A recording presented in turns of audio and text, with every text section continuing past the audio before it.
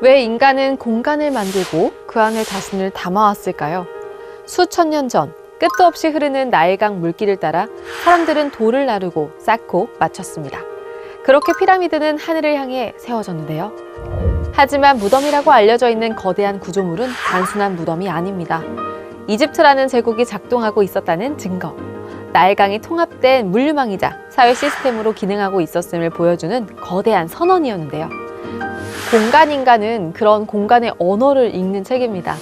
건축가 유현주는 건물과 구조물을 단순히 지어진 것으로 보지 않았는데요. 또 다른 공간으로 가볼까요? 도서관 속 책장 사이를 걷던 당신은 문득 한 책과 마주합니다. 오래전 누군가의 머릿속에서 태어난 생각이 지금 이 순간 당신의 머릿속으로 들어와 또 다른 생각을 만들어냅니다. 그건 단순한 정보가 아닌 생각의 유전자라는 것이죠. 공간은 시대의 관념을 깨트리기도 하는데요. 산업혁명기 영국, 혼잡한 계층 갈등 속에서 열린 만국 박람회. 수정궁이라는 어마어마한 유리궁전 안에서 부자든 노동자든 전시된 수천 개의 제품에 압도되며 현실에서 잠시 벗어났습니다. 이 책은 말합니다. 잘 만든 공간은 새로운 사회를 만든다. 공간인간은 총 17장으로 구성된 책입니다. 하지만 이건 단순한 챕터 나열이 아닌데요. 마치 건축물처럼 인간의 진화 여정을 따라 쌓아서 보여주고 있죠. 우리는 더 나은 사회를 꿈꾼다면 먼저 더 발전된 공간을 상상해야 합니다. 익숙한 공간을 새롭게 바라보게 만드는 책, 공간인간이었습니다. 왜 어떤 곳은 들어서는 순간 마음이 편안해지고 어떤 곳은 어깨에 힘이 들어갈까요? 매일 걷는 길, 매일 앉는 의자, 매일 지나는 공원. 그 공간들이 우리 삶을 설계하고 있었다면 어떨 것 같으세요? 모든 날, 모든 장소는 건축기자 최민기가 미국 메릴랜드에서 1년간 생활자로 지내며 발견한 평범한 공간들 속 질문과 통찰을 담은 책입니다. 팬데믹의 한복판, 6살 난 딸과 떠난 낯선 도시. 여행자가 아닌 생활자로서 아주 일상적인 장소들을 탐험하며 익숙한 공간을 다시 보게 되는데요.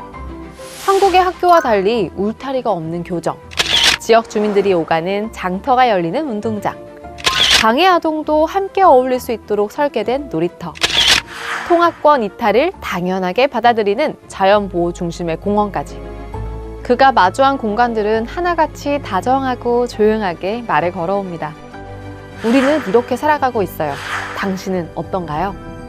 미끄럼틀의 곡선과 미술관 복도 타일의 줄눈, 식탁에 앉은 사람들의 거리감, 학교 운동장을 바라보는 울타리의 유무 같은 디테일을 통해 독자가 직접 장면을 떠올리고 그 안에서 느낄 수 있게 이끄는데요. 그 관찰의 끝에서 익숙한 것들에 대해 질문하게 만들죠. 우리는 왜 이렇게 살아가고 있지? 삶의 질은 결국 공간이 결정짓는다는 사실. 당연하게 생각했던 고정관념에서 벗어나 일상에 물음표를 던지게 만들어주는 모든 날, 모든 장소였습니다. 우리는 왜 반복해서 해로운 것을 선택할까요? 알면서도 멈추지 못하는 그 욕구는 어디서 비롯되는 걸까요? 정신과 레지던트로 촉망받던 의사 칼 에릭 피셔. 어느 날 눈을 떠보니 그는 병원 침대에 누워 있었습니다. 그곳은 뉴욕에서 악명 높은 공공병원 벨뷰였죠. 옆 병실에는 같은 이유로 수십 번이나 재입원한 노인이 있었고, 병동 복도에서는 새로 입소한 환자가 폭력적으로 주먹을 휘두르고 있었는데요. 그 혼돈의 공간에서 그는 비로소 중독의 실체와 마주하게 됩니다. 중독의 역사는 그가 직접 겪은 중독과 회복의 여정을 바탕으로 쓴 책입니다. 저자는 철학과 종교, 과학과 사회학을 넘나들며 인류가 중독이라는 현상과 어떻게 싸워왔는지를 집요하게 추적합니다. 예를 들어 미국은 알코올 중독 문제를 해결하기 위해 우드로 윌슨 대통령 시절 금주법을 시행했죠. 하지만 그 결과는 알코올 단절이 아닌 미국을 마약 중독 국가로 만들었는데요. 술을 끊는 고통이 얼마나 큰지는 끊어보려고 노력한 사람만이 아실 겁니다. 그 고통을 줄여주려고 의사들이 마약성 진통제를 집중적으로 처방하면서 아편 중독자들이 늘게 된 거라고 합니다. 서평자인 김남희 삼육대학교 중독과학과 교수는 이 책에 대해 내 안에 있는 선택의 힘을 인식하는 것, 더 나은 것을 선택할 기회가 우리에게 있다는 것을 기억하는 것이 중요하다며, 중독을 다루는 가장 건강한 목표는 전쟁의 승리나 치료가 아니라 그 너머의 희망을 선택하는 회복적 사고에 달려있다고 추천했습니다. 우리는 모두 무언가에 빠지고 반복하고 갈망하며 살아갑니다. 그렇다면 지금 이 순간 우리는 중독이라는 스펙트럼의 어디쯤에 서 있는 걸까요? 그 질문에 함께 머물고 끝까지 동행해주는 책, 바로 중독의 역사입니다. 국회도서관과 함께하는 화제의 책. 첫 번째로 소개할 책은 21세기 택리지입니다. 조선시대의 대표적 인문지리서 택리지의 묘사에서 출발해 오늘날의 모습에 이르기까지 태백, 평창, 정선의 지역을 살펴보자면 세 지역은 어딜 가도 큰 탄광촌이 있었다고 하는데요. 전국 각지 노동자들이 찾아왔기에 사투리가 모두 들려 13도 공화국이라고 불렀다고 합니다. 이렇듯이 21세기 택리지는 각 계절에 맞춰 우리나라 각지의 특색과 매력을 전해주고 있습니다. 다음으로 소개할 책은 위스키 수업인데요.